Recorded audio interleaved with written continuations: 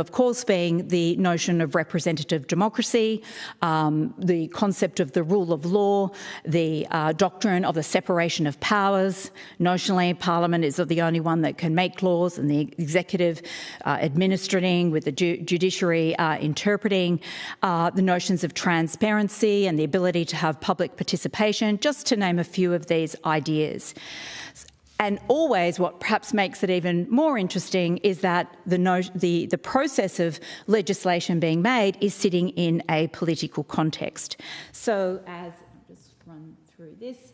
So as well-known political scholars and Warner have mentioned, there is something to be said for us looking at Parliament less as an it and more as something that consists of a multi-layered roles, as it says up there. Sorry, I've just lost my conceptualisation. Pardon, appreciating the multi-layered roles performed in and around the institution.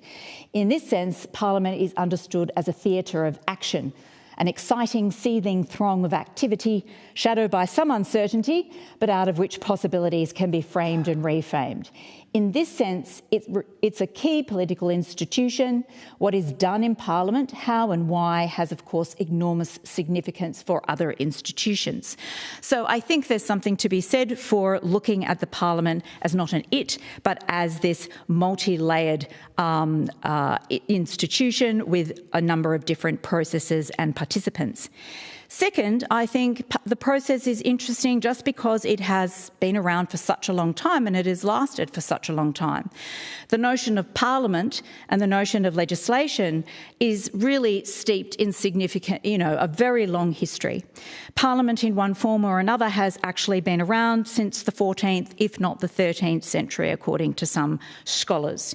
If we have a look here, I've got a photo that I took from A.F. Pollard's well-known work on the evolution of Parliament, and this is an image of the English Parliament sitting in around, I think it's in 1523, with the King there in parley with his councillors. And that speaks to actually the word parliament. The word parliament comes from the French word, which is parlement, which I'm not going to try a French accent, which is based on the word parler, which even those of us like me who know very little French, you probably know means to speak. And the word legislature, which is used now interchangeably with the word parliament, is actually derived from Latin. The word legis has its genesis in the Latin word for law, and the word later means a proposer. So legislature actually literally means proposer of law. So Parliament has been around for a long time and has endured over many, many centuries. Not everyone's been as enamoured of Parliament as some others.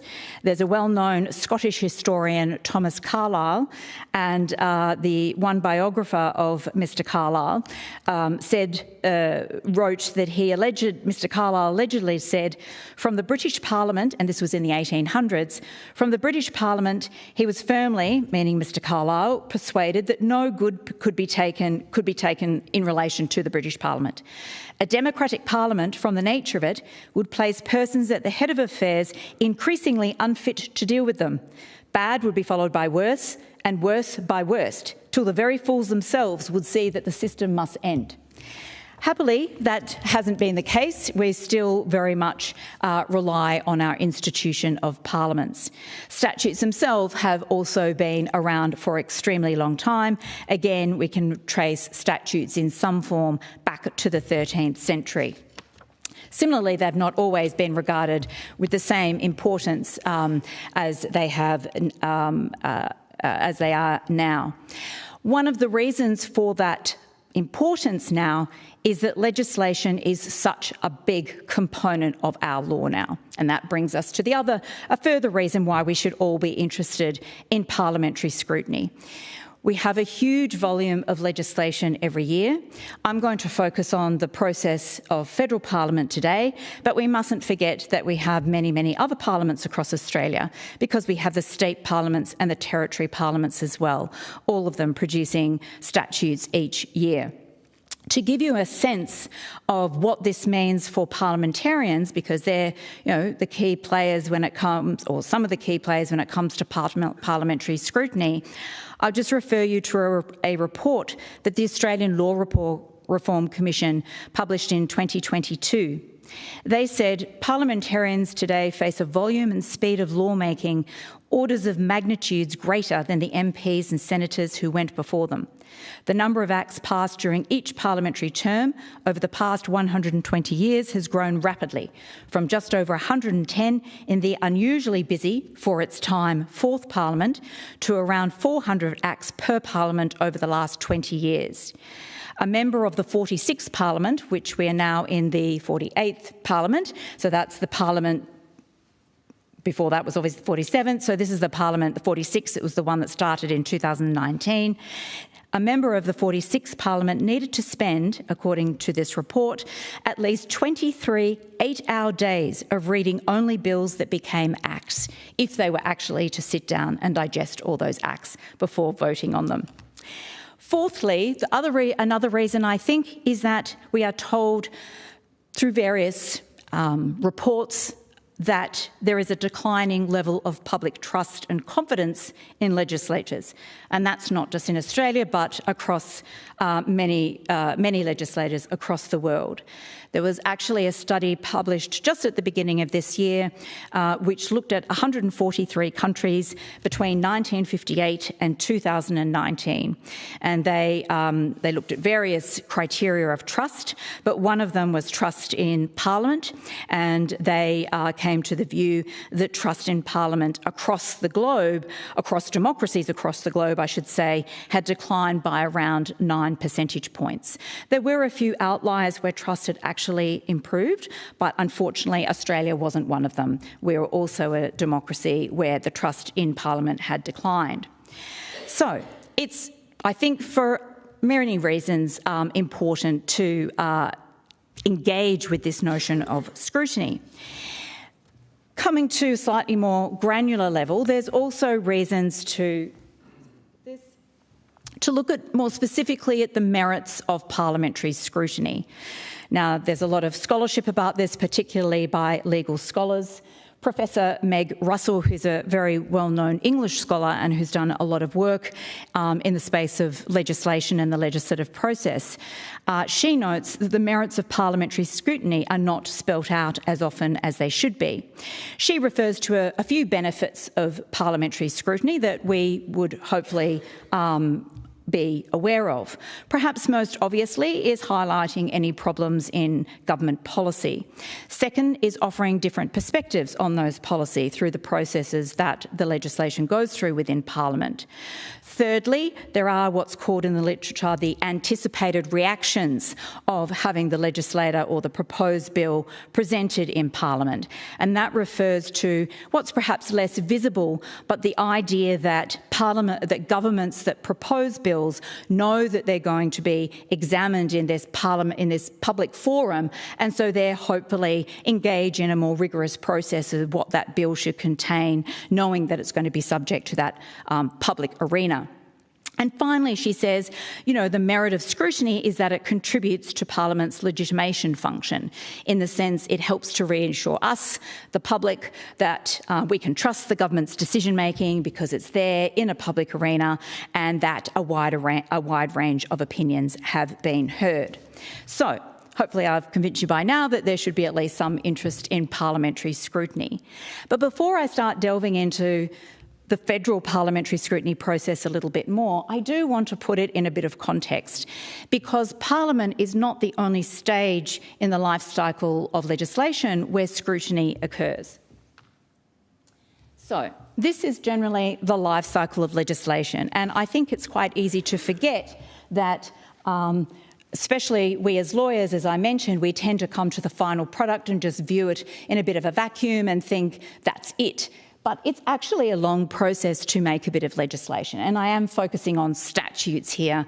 I will touch on delegated legislation in a minute, but for the most part, putting a little bit to one side because it has a different scrutiny process.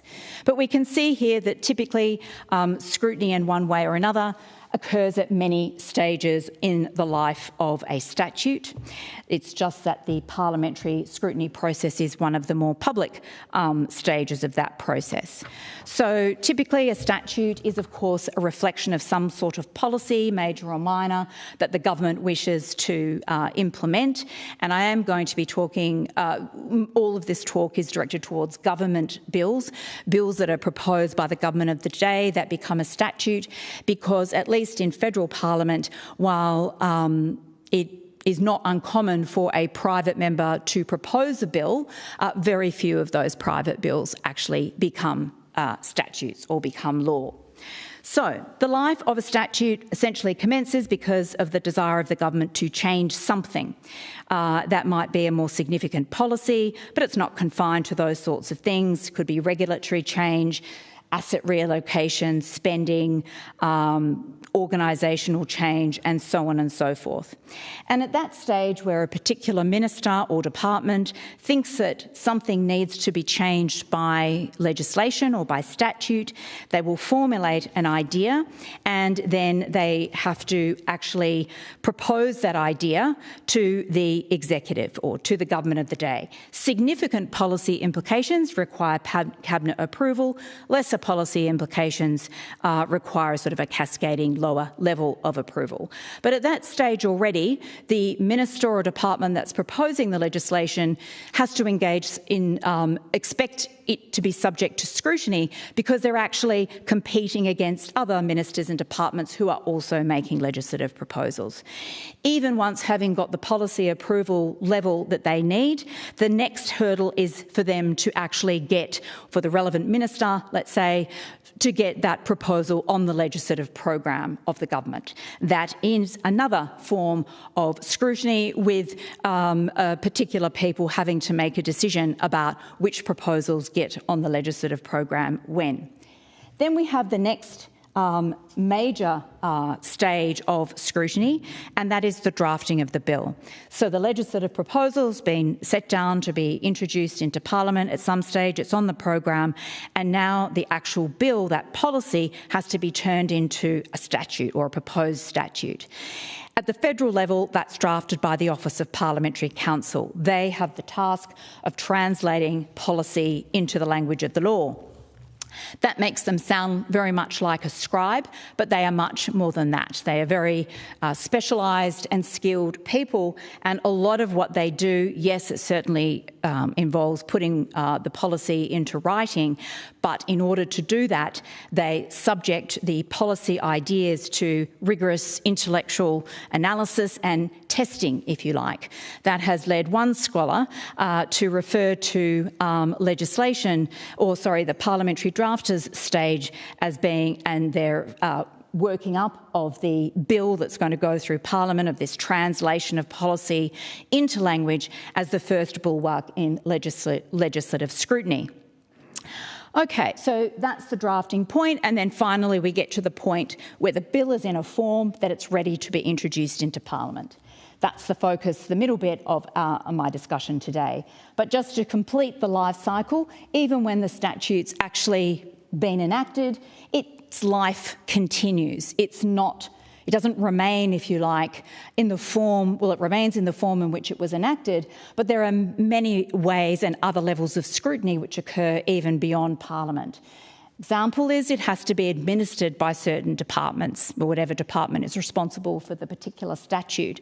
That department has to decide, well, how should this apply in particular instances? It usually produces guidelines for members of the public to help them work out what this statute means. So, for example, I'm from Perth. I'm a driver on the roads in Perth. We have a Road Traffic Act, Road Traffic Code, and a multitude of regulations, which contains all the rules of the road about what I'm supposed to do, how I can be qualified, and so on and so forth. But for the most part, even as myself as a lawyer, I would probably not go and look up the Road Traffic Code unless it was something very specific. I'd go onto the relevant department website and see what their guidelines and so on say about it. So there's that level of scrutiny. We also, of course, have the judiciary. They have to scrutinise legislation to may be to determine whether it's valid, but for the most part, or often, it's to determine what does it mean and should it apply to a particular instance. And then, of course, the statute can be subject to further scrutiny if it's reformed. If it's going to be amended, that's a separate act which has to go through Parliament. And then finally, it might finally end its life with some sort of repeal, although many statutes are on the books for a very long time. So parliamentary scrutiny, I think, is important to put in that context and to recognise that a statute has a very long and diverse life. Now, so far, when I've talked about this idea of scrutiny, and we're now going to turn to parliamentary scrutiny, I've sidestepped two pretty important questions. The first is, what do we mean by scrutiny? And the second is, well, what's the purpose of scrutiny?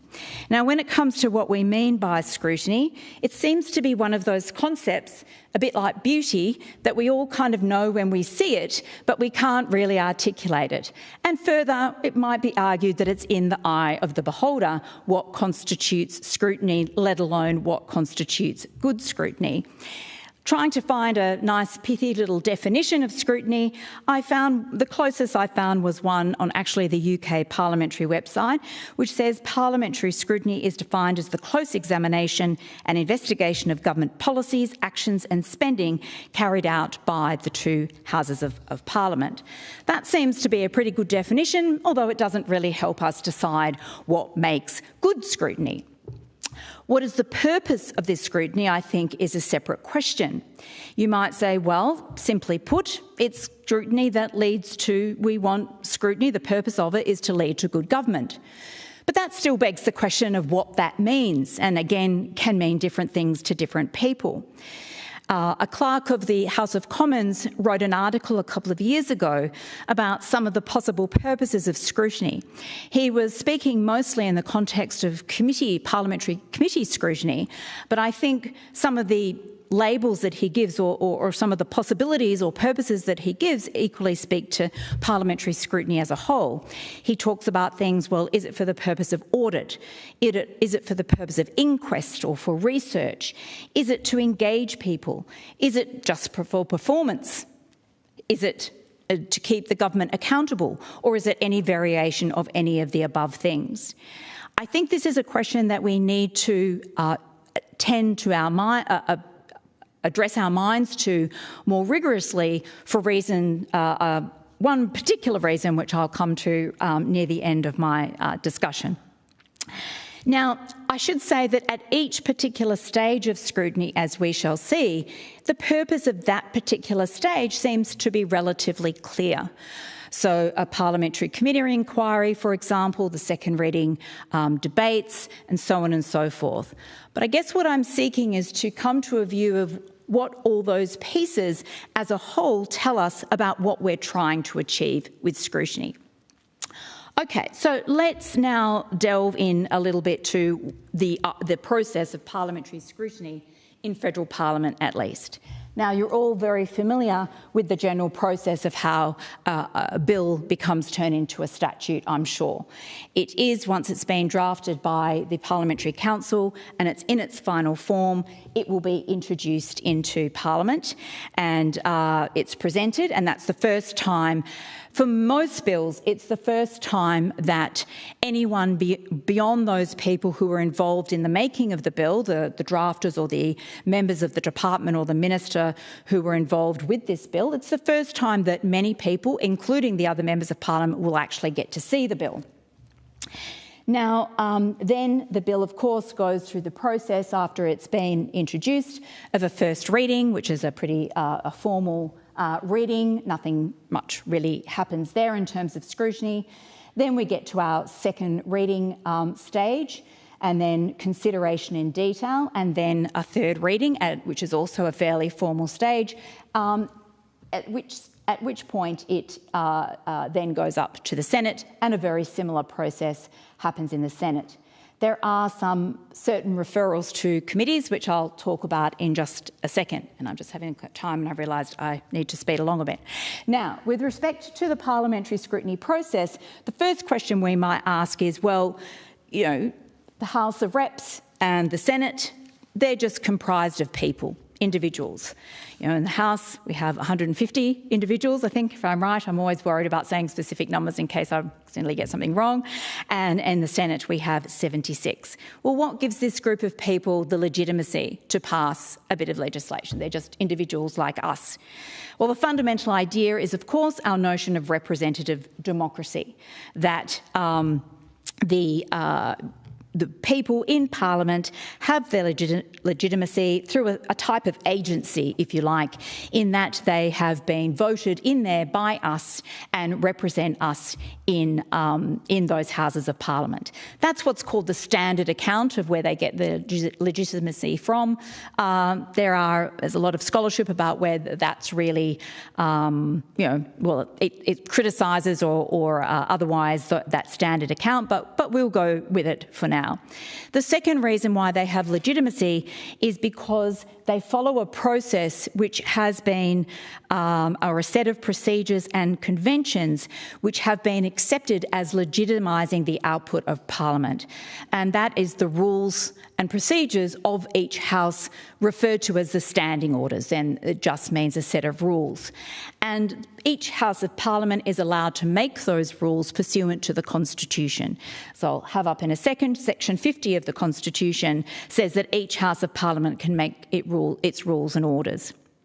Okay, so where does the scrutiny occur through this process? I'm going to draw out what I think are some of the main points of scrutiny once a bill is introduced into Parliament.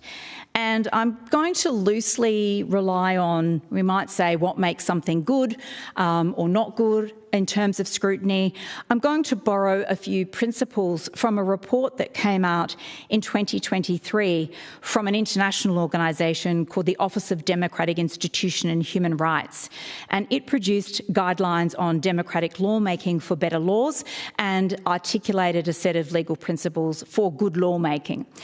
Not all of those principles apply to the parliamentary scrutiny portion of the life cycle that we just had a look at, but I've drawn out a few which are relevant. One is that the lawmaking be evidence-based. In other words, part of that is the people making the decision must have access to relevant information. 2 is that it should be open and transparent. 3 is that it promotes or permits participation, and that is participation by other members of Parliament, as well as where relevant, the public or stakeholders or other interested parties. And importantly, another one was adequacy of time, having time for parliamentary consideration, particularly where the bill was going to impact people significantly. So what's one point looking at this process where scrutiny occurs?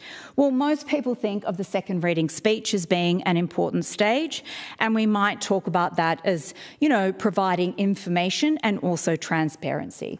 The sponsor of the bill, often the minister, stands up and gives their second reading speech, and that is the big picture. That is the idea of what is the proposed statute, the bill, what's the big picture in terms of what it's trying to do. Then we have what's called the consideration in detail stage. That's where, purportedly at least, the proposed bill is gone through in more detail. That's when the text itself is looked at and there's an opportunity for amendment.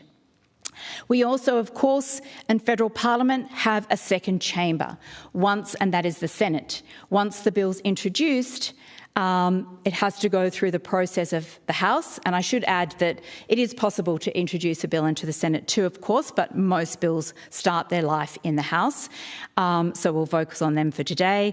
And that actually gives the senators, because now the bill has become public, that gives them quite a bit of time to have a look at that bill and have a think about it and gather information about it. There's actually an academic giving a talk, I think in a couple of weeks, in Queensland, a fellow from the University of Queensland, Professor Aroni. He's going to be making the case for Queensland returning to having a second chamber for various reasons. As you may know, Queensland its parliament consists of only one chamber. They abolished the second chamber, the equivalent of the Senate, some time ago.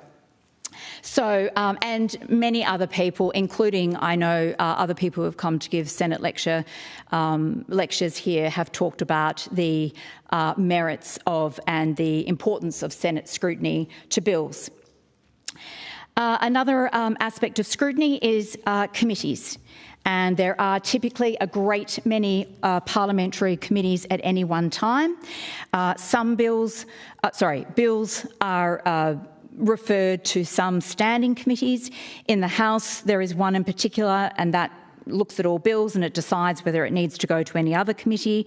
The Senate has a far more robust committee system in the sense of scrutiny. So it has a number of standing scrutiny committees that all bills or pieces of legislation go to.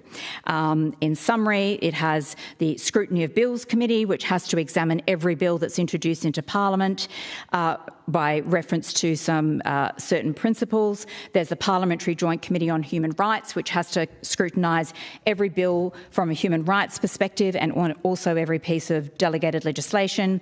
There is the Standing Committee for the Scrutiny of Delegated Legislation in the Senate, which has to look at every piece of delegated legislation as well. And then we also have a Selection of Bills Committee in the Senate, which looks at every bill and decides if it needs to go to a more general purpose committee for scrutiny. And the composition of these committees, I think, is important because they're drawn from, or as an attempt at least under the standing orders, to ensure that the members on that committee are drawn from both sides of politics as well as from private members and so on. And I can't go on without mentioning one more important piece of information that I think is very important, and that's the role of the Parliamentary Library here, who produces what's called the Bills Digest. And this is a guide to a bill that's introduced into Parliament, and it's used primarily, or its purpose is to assist members of Parliament on the background and so on of a bill, because, as I mentioned, a lot of members of Parliament haven't even seen the bill until it's introduced. Now, all this sounds wonderful in terms of scrutiny, but I hope to point out a couple of points where we're a bit more vulnerable to either this scrutiny being bypassed or abrogated in some way.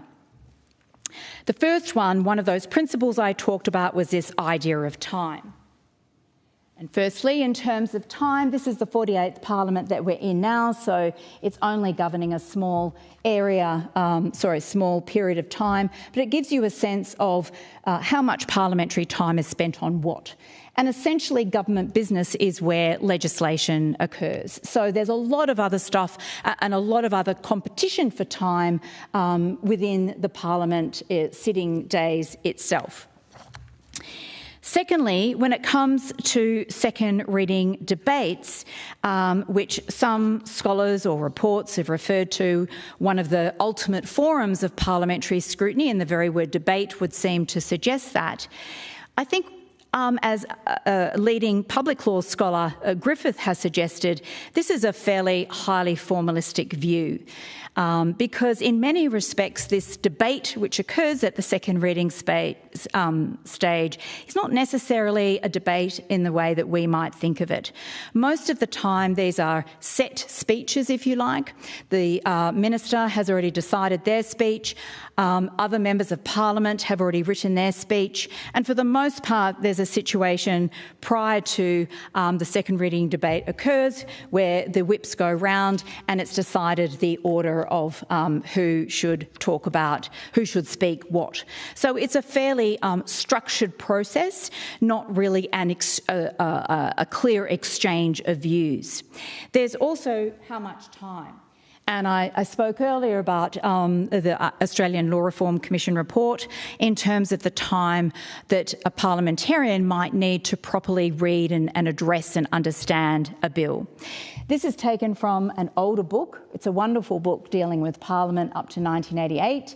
And you can see there that there's statistics given on the hours spent per act since 1901 going up to 1985. So the hours per act has dramatically, a person will spend, or that the Parliament, should spend on a particular bill, has dramatically decreased as the pressures on Parliament have and parliamentary members have increased. Similarly, there was a work done just in 2020 by an Australian professor, Professor Burton Crawford, where she talked about the impact of the volume of legislation on the rule of law. And she did some rough statistics where she pointed out that using what she had available to her, Parliament couldn't have spent more than in the years between 1980 to 2000, couldn't have spent more than 3.6 hours of House time on each bill, but it was likely to be less because that was only actually parliamentary time. We don't know how much of that time was actually spent on the bill. There's also, I talked about earlier, the standing orders of each House.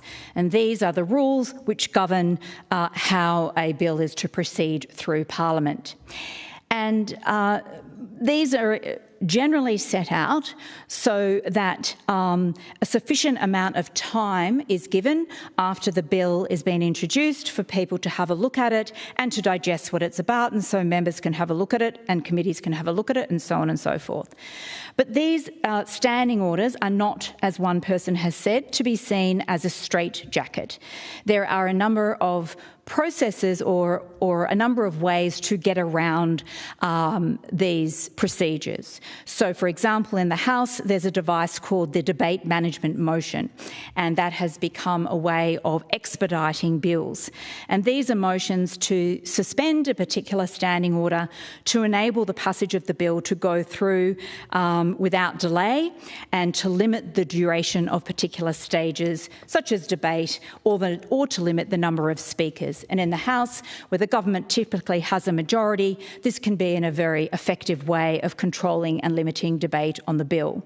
There are other procedures as well, such as the motion for closure and so on. And in the Senate, there are similar procedures that can be used, such as what's called, rather ominously, I think, the guillotine procedure, which, as its name suggests, allows the Senate to impose time limits on particular stages of the bill. Of course, in the Senate, it might be a little harder for a motion to be passed there because there might not be the same numbers available to the government if they want to get the bill through a bit further.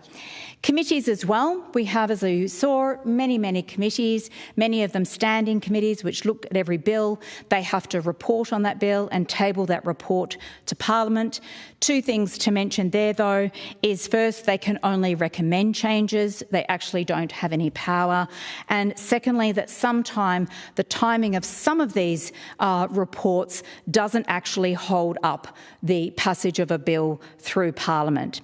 So, for example, with some of the scrutiny committees that have a look at a bill and have to scrutinise it and table a report, there's nothing in the standing orders which prevents those reports, or waiting for those reports, if you like. The bill can still be pushed through, whereas with some other committee reports, it does hold up the passage of the bill. There's great merit in committees also. They tend to speak to each other and they can liaise with ministers if there's something in the bill or about the explanatory statement that goes with the bill that they're not clear about. They can correspond with the minister and ask for a response. And this is another way of improving the standard of scrutiny. But again, sometimes the timing of that response can mean that actually receiving it is not particularly helpful. This is some statistics from the 2024 report of one of those standing committees on the scrutiny of bills. And if you look at the very right column, what happens here is that the committee is looking at the bill and the explanatory memorandum. They have a question about something in there, and so they write to the minister and request a response. Obviously, ideally, you want that minister response so that Parliament receives it in time for them, other members of Parliament, to take it into account when they are voting on the bill. And that column there indicates the percentage of late responses, in the sense that the minister's response is not coming until it's too late. It can't have any impact on the actual debate or scrutiny within the bill. We also mentioned the consideration in detail stage, which occurs in the House, or it's called the Committee of the Whole in the Senate, where the House looks at the statutory text in the detail. In the House, at least, however, using suspension of standing orders, approximately 75% of bills actually bypass that stage, so they never actually have that more detailed level of scrutiny. Now, in some respects, there's nothing too amazing about what I'm talking about. Many other people have talked about this, although much of it has been in the political science space as opposed to from legal scholars. There are exceptions. There have been some amazing legal scholarship on the works of committees and public participation by scholars such as Sarah Moles and Laura Grenfell, and there has been a lot of scholarship done on delegated legislation.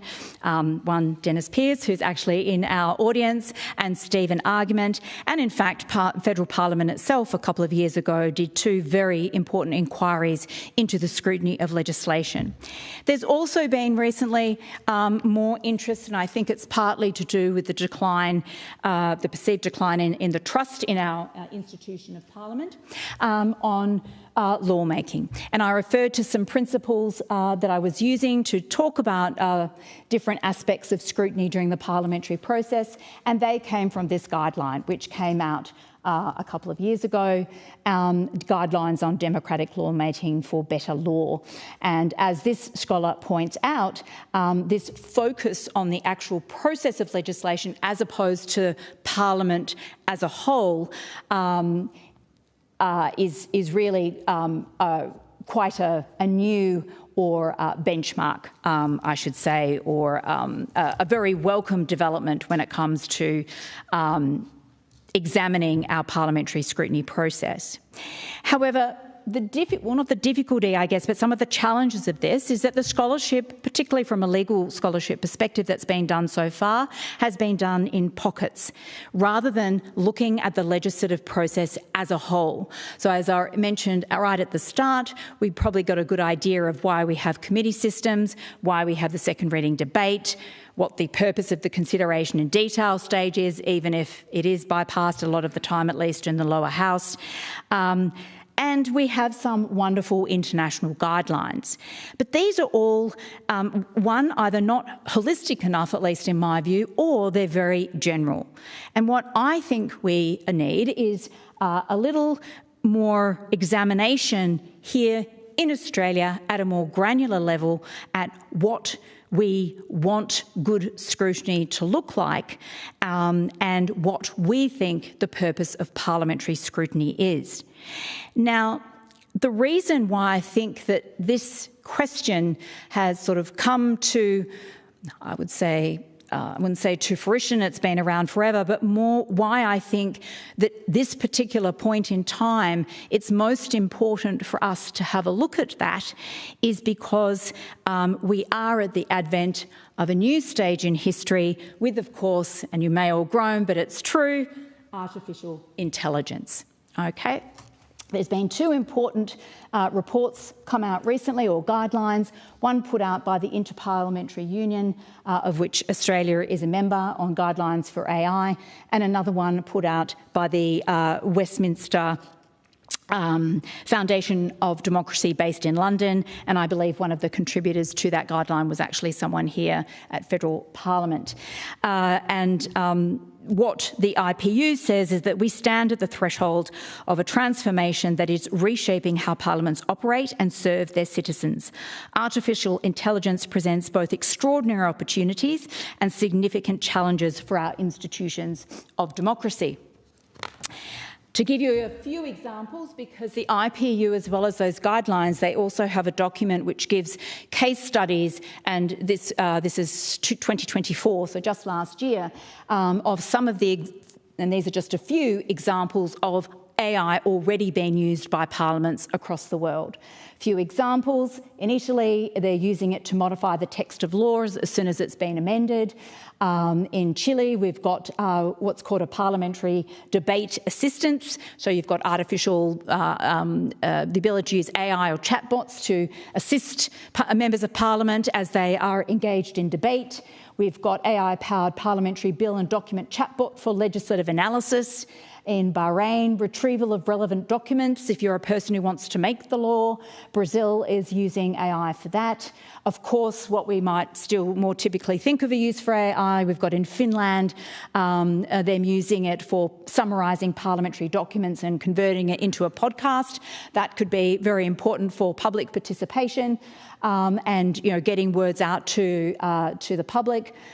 We've got Italy using it to query the progress and content of bills to give users updates about that, and also, again, analysing citizens' opinions on bills. And that's just in 2024. If we think about it, and if you have a look at these guidelines, there's many other options or possibilities that are going to arise with respect to the use of artificial intelligence. So, to finish, these two quotes, which might seem first to progress there is no cure, a little pessimistic perhaps, actually came across this quote because one of my daughters has just finished a thesis on the interaction between technology and an aspect of philosophy, and that really struck me, that quote, because really you can say we don't, with respect to AI, it's inevitable, and so really we have to confront it in every stage of our life, but that also includes Parliament as well. In that respect, if we go back to Mr. Pollard and that picture, he refers to elasticity, the elasticity of Parliament and the ability of it to change as needed over the many centuries that it has existed. So to me, those quotes represent two sides of the same coin. The advent of AI and the need to think about how to adopt it responsibly is coming at a time when trust in the legislature is declining, where legislation is voluminous, the demands on our members of Parliament immense, and where we are more than ever, I think, or becoming more aware of the place of parliamentary scrutiny in the overall legislative processes and life cycle of legislation. This convergence of events signals, to me at least, a crucial time, but also a precious opportunity. Before parliaments in Australia start to adopt AI in a meaningful way, we still have the opportunity to examine the parliamentary scrutiny process as a whole, identify what values in the process we want to preserve, and the mechanisms we wish to maintain and protect against unnecessary abrogation. To adopt AI responsibly, we need to know at a more granular level what aspects of the process, rather than just the general principle level, that we need to keep, discard or improve on.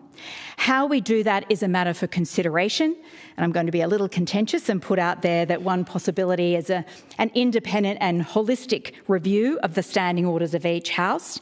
But leaving that aside, we need to do this, I believe, not only as a way to ensure that parliamentary scrutiny has the best framework that we can practically create, but to have a baseline against which we can responsibly make decisions about the use of AI. The notion of good scrutiny and the possibilities of innovation, new approaches and efficiencies through AI, to my mind, walk hand in hand. Thank you.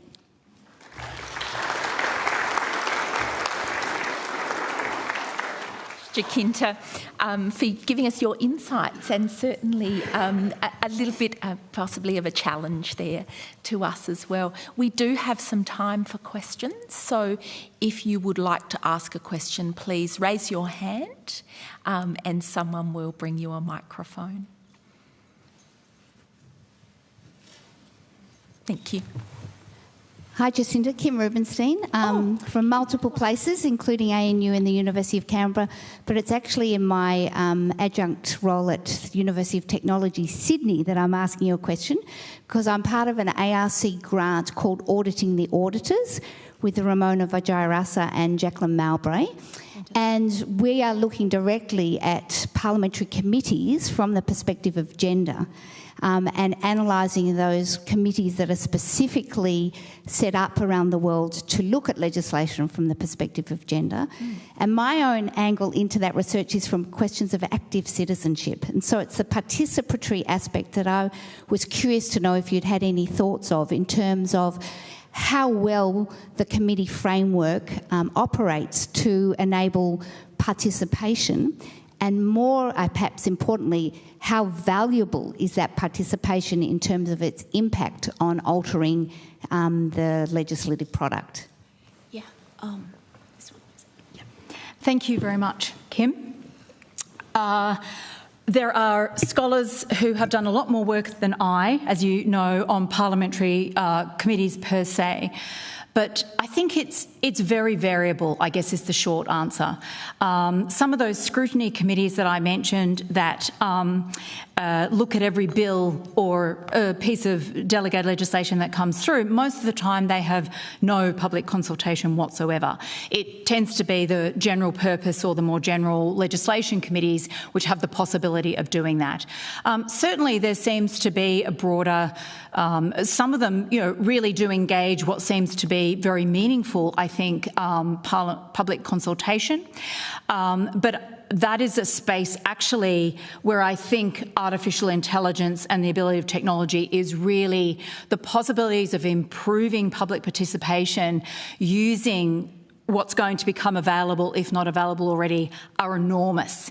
So if we think that public participation is a value that we think is important as part of the scrutiny process, then I think, we identify that, and that's one of the places where we look to use AI.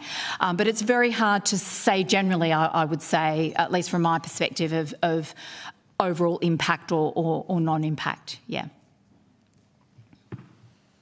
We have another question over here.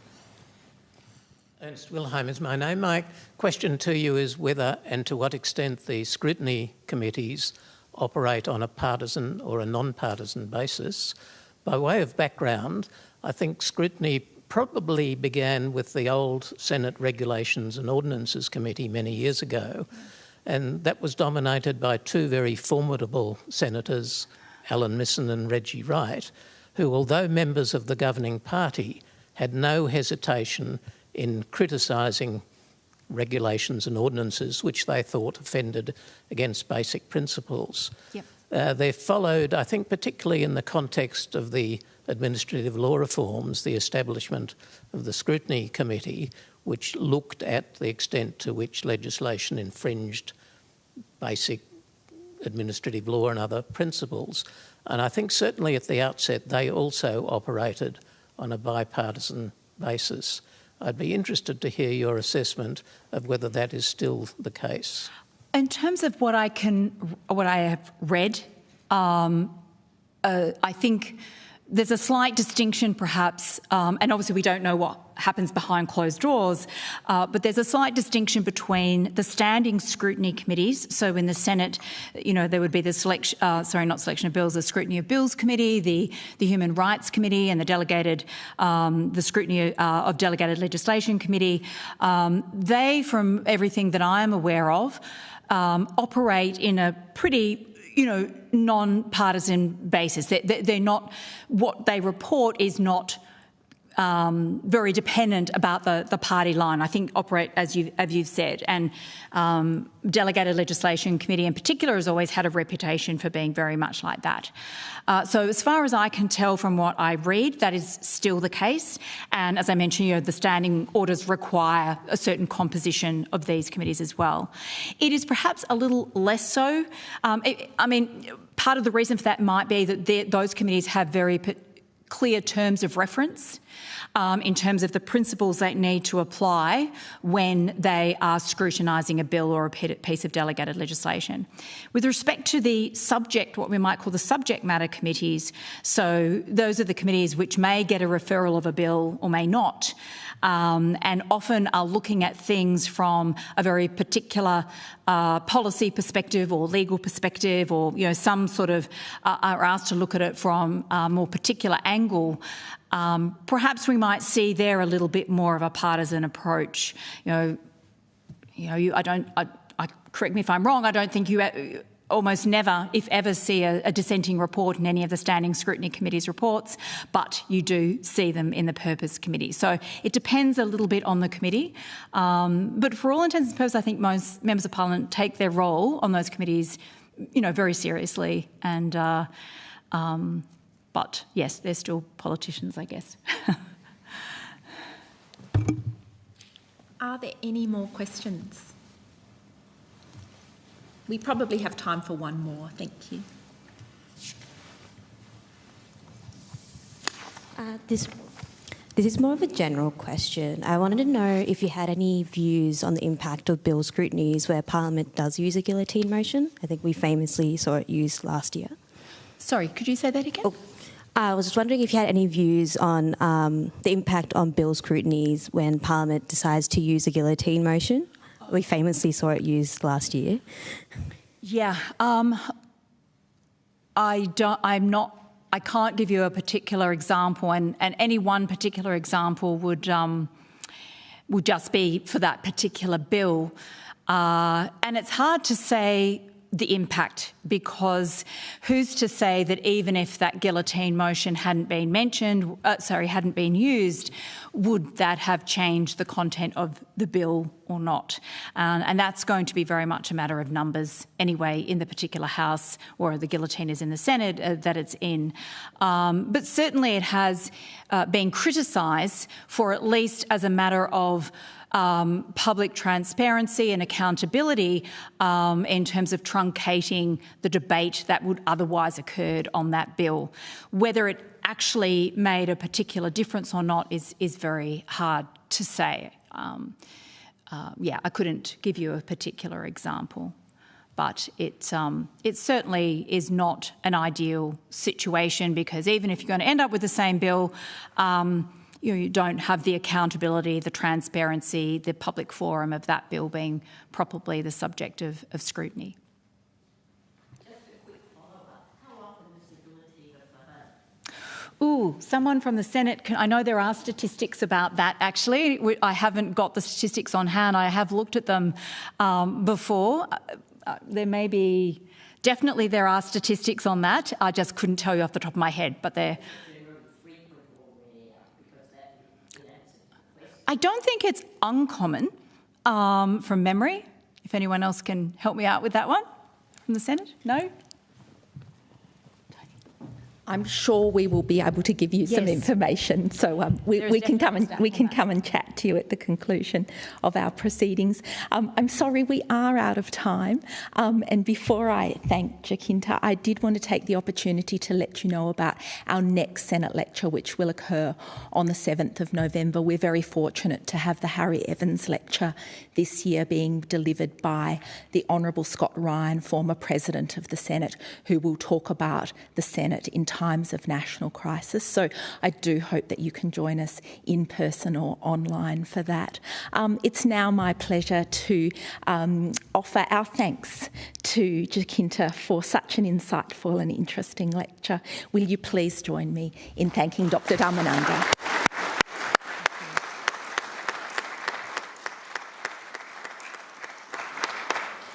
Thank you.